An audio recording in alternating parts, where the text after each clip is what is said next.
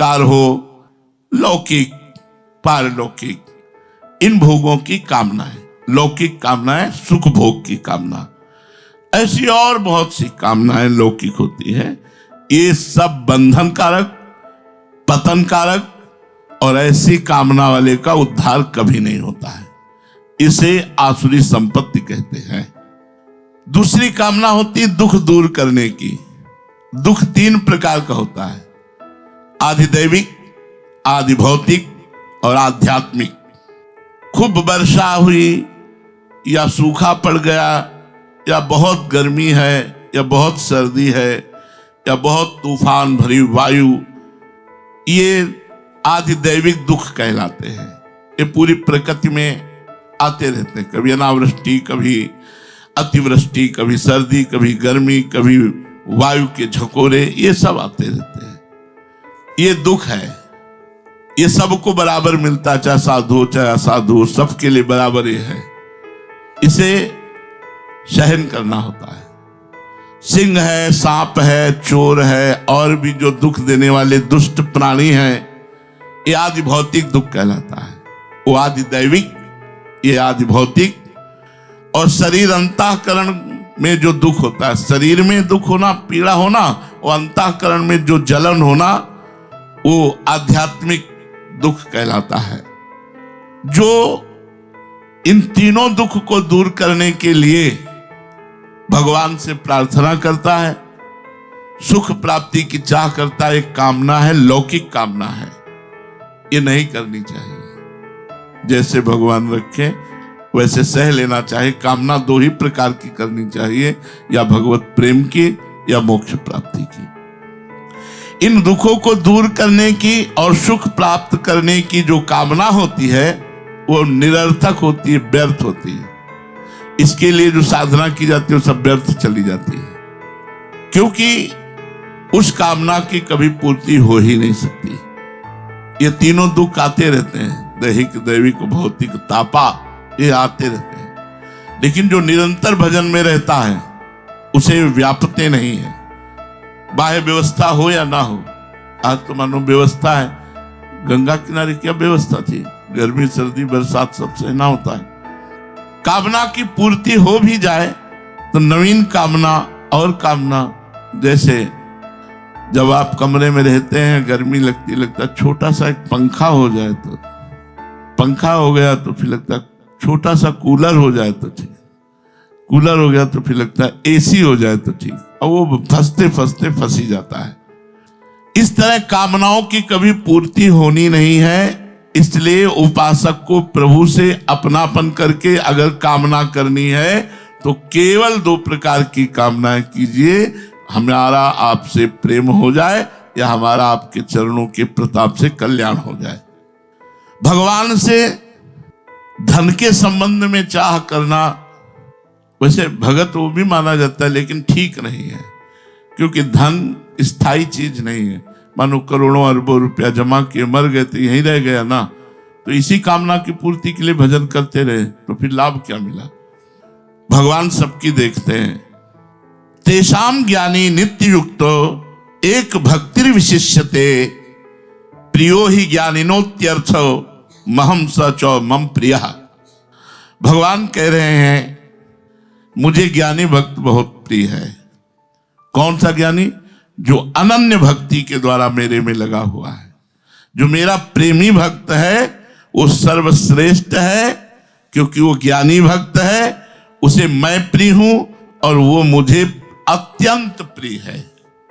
जो भगवान से रुपया चाहते हैं, भगवान से संकट निवृत्ति चाहते हैं, भगवान के तत्व को जानना चाहते हैं, ये ठीक है। लेकिन जो भगवान से प्रेम करते हैं, अपनापन करते हैं, सबसे ज्यादा भगवान उनको प्यार करते हैं। सदा सर्वदा जो भगवान में लगे रहते हैं। अपनापन का मतलब होता है जिससे अपनापन होता है उसकी स्मृति में डूबे रहते हैं। जैसे हमें शरीर से अपनापन है, इसमें डूबे रहेंगे। रुपये से अपनापन है तो रुपये में डूबे रहेंगे।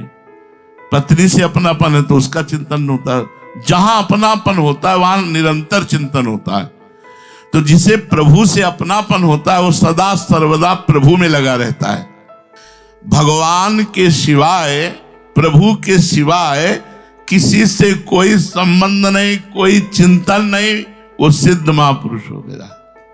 अब ये करना है, समेट लो जितनी जल्दी समेट पाओ अपने को। समेटे सुवासिक फैले सु जमाना। जैसे गोपी जन है, उनके लिए आया है यादोहने अवहनने मथनोपलेप प्रेंखेंक नार्भरुदितो क्षणमार्जनादौ गायन्ति चैन मनुरक्त धियो श्रीकंठ्यो धन्या ब्रज स्त्री उरुक्रम चित्तयाना। धन्य है ब्रज की गोपियां, गाय दू रही हैं लेकिन श्री कृष्ण के चिंतन में डूबी हुई है। धान कूट रही हैं लेकिन श्री कृष्ण के चिंतन में डूबे हुए।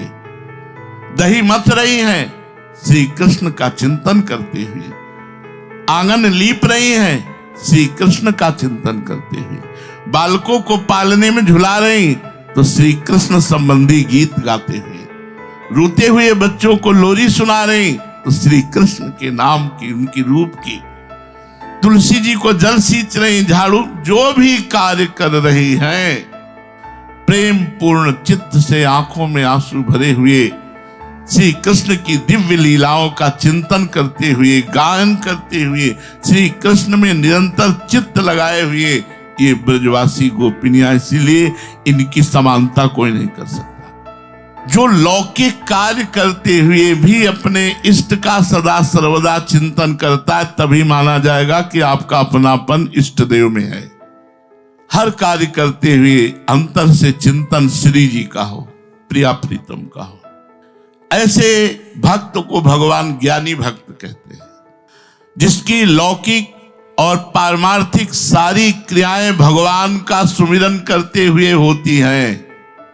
चाहे वो घर का काम हो, व्यापार का काम हो, नौकरी का काम हो, चाहे वो ठाकुर सेवा हो, भगवत चिंतन करते हुए जिसकी लौकिक पारमार्थिक सारी क्रियाएं होती है, वो सदा सर्वदा प्रभु से जुड़ा रहता है। इसे अपनापन कहते हैं।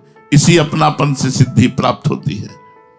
एक भक्तिर विशिष्यते, प्रेमी भक्त का केवल आकर्षण केंद्र प्रभु है, श्री जी है।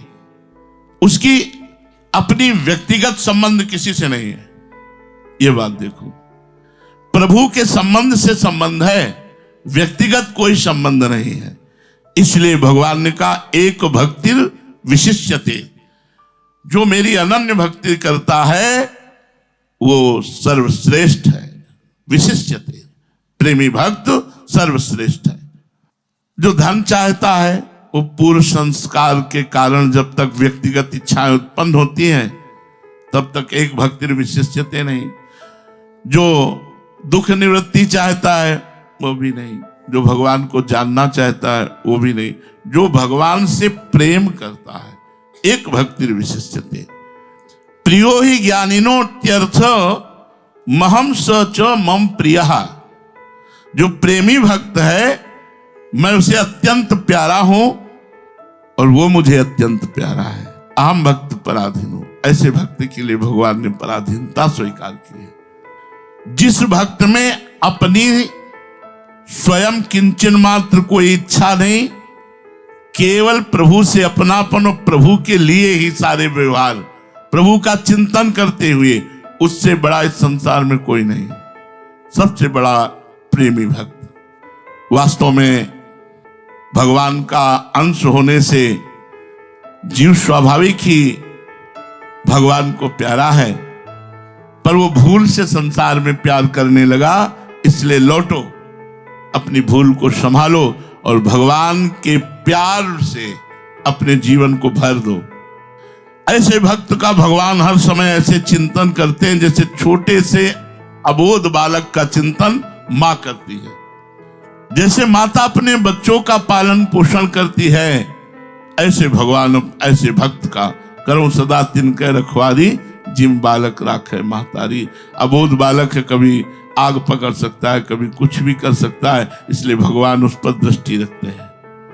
भगवान बिना किसी कारण के प्रेम करने वाले हैं अहेतुकी। और फिर जब आपने सबको छोड़ दिया केवल प्रभु के लिए, तो फिर कैसे भगवान, फिर कैसे आपको छोड़ सकते हैं, कैसे भूल कर सकते हैं? जो मनुष्य भगवान के सन्मुख हो जाता है, तो ये सन्मुखता ही भगवान के प्रति होते ही उसके अनेक जन्मों के पाप नष्ट होकर और भक्त बन जाता है। सन्मुख हो जीव मोहि जब ही। सन्मुखता का मतलब समझ रहे हो ना? कोई हमारा नहीं, केवल भगवान हमारे हैं, इसे सन्मुखता कहते हैं। सन्मुखता का मतलब नहीं कि मंदिर के सामने खड़े हो गए तो सन्मुख हो गए। सन्मुख का मतलब अब हमारा कोई नहीं, प्रभु के सिवा कोई नहीं, केवल प्रभु हमारे। जब भक्त सर्वथा निष्काम हो जाता है, उसमें लौकिक पारलौकिक कोई इच्छा नहीं होती है, तो स्वतः सिद्ध प्रेम स्वरूप भगवान उसके हृदय में प्रकट हो जाते हैं। कब भगवान प्रकट होते हैं? जब भक्त सर्वथा निष्काम हो जाता है, उसमें लौकिक पारलौकिक किसी तरह की भी इच्छा नहीं रहती, तो स्वतः सिद्ध प्रेम स्वरूप भगवान उसके हृदय में प्रकाश भय प्रकट कृपाला। और जब भगवान प्रकट हो गए, बस फिर क्या, फिर तो लाज तीन लोकन की, न वेद को कहो करे, न शंख भूत प्रेत की, न देव जक्षते डरे। कभी नाचता है, कभी गाता है, कभी हंसता है, उन्मादवत उसकी स्थिति हो जाती है। प्रेम पूर्ण जागृत स्थिति, मोह निद्रा नहीं, जागृत स्थिति, किंचन मात्र भी किसी से कोई संबंध नहीं, बस भगवत प्राप्ति का यही स्वरूप है। हमारी दृष्टि इधर जाए तो बहुत बढ़िया काम बन जाए कि हमारा कोई बचा क्या भी, जो बचा है प्रेमाग्नि में उसकी भी आहुति दे देते हैं, स्वाहा। केवल प्रभु बचने चाहिए, कोई नहीं होना चाहिए हमारा, केवल प्रभु। इस प्रेमाग्नि में सबको स्वाहा करना होगा। अब जब कहते हैं जन्म जन्म मुनि जतन कराही, मुनि लोग कई जन्म लगते हैं जतन करते हुए, ऐसे प्रयास कर रहे हैं। जितना अपनापन होता जाएगा उतनी जल्दी भगवान प्राप्त होते जाएंगे। उदारा सर्व एवैते ज्ञानी त्वात्मयि मे मतम, आस्थिता साहि युक्तात्मा मामेवानुत्तमाम गतिम। भगवान कहते हैं वैसे मैं सबको उदार कहता हूं, जो मुझसे धन भी चाहते हैं, संकट निवृत्ति चाहते हैं, मेरे को जानना चाहते हैं, उनको भी। पर भगवान कह रहे हैं युक्तात्मा मामेवानुत्तमाम गतिम। प्रेमी भक्त तो मेरा स्वरूप है, मेरी आत्मा है, ऐसा मेरा मत है। प्रेमी भक्त में और मेरे में कोई किंचन मात्र अंतर नहीं है। देखो, भगवान से चाहने में और देवताओं से चाहने में अंतर है। जैसे आपने किसी देवी देवता से चाहना की, तो आपको जितना अनुष्ठान करते बना, जितना मंत्र जप किया, उसके अनुसार वो दे देंगे, चाहे भला हो चाहे बुरा हो। लेकिन भगवान ऐसा नहीं करेंगे। चाहे जो कुछ हो, आप मांगोगे, आपकी तपस्या है, तो उसके अनुसार वो दे देंगे। चाहे जगत का बुरा करो, चाहे अपना बुरा करो, चाहे देने वाले का ही बुरा करो, ऐसा ही होता है। भगवान अपना ऐसा नहीं करते। भगवान से अगर कोई भक्त मांगता है तो भगवान उचित समझेंगे तो देंगे, नहीं तो नहीं देंगे। अर्थात उस भक्त का यदि मंगल होगा तो भगवान वो देंगे नहीं, चाहे जितना मांगो भगवान देंगे नहीं। अगर संसार में फंसने वाली बात है तो भगवान नहीं देंगे, कारण कि भगवान परम हितैषी हैं। उनसे अगर कोई मांगे, इसीलिए सबकी कामनाएं पूर्ण नहीं करते हो कि 100 रुपया तो खर्चा करना नहीं आया, 1 करोड़ दे देंगे तो और माया में फंस जाएगा। तो लोगों को लगता है भगवान हमारी सुनते नहीं, देवी देवता जल्दी सुन लेते हैं। भगवान के भजन को छोड़ करके और कुछ जो भी भगवान से मांगोगे, तो जिसमें तुम्हारा भजन बढ़ेगा वही भगवान देंगे, अन्यथा नहीं देंगे।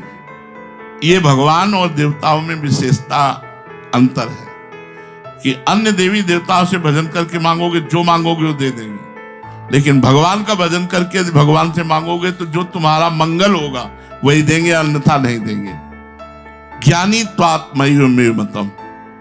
प्रेमी भक्त की विलक्षणता बतलाते हुए भगवान कहते हैं कि वो तो मेरी आत्मा है। प्रेमी भक्त और भगवान में कोई अंतर नहीं होता। जिस भक्त के अंदर कोई कामना नहीं, हर समय भगवान के भजन में लगा हुआ है, उसमें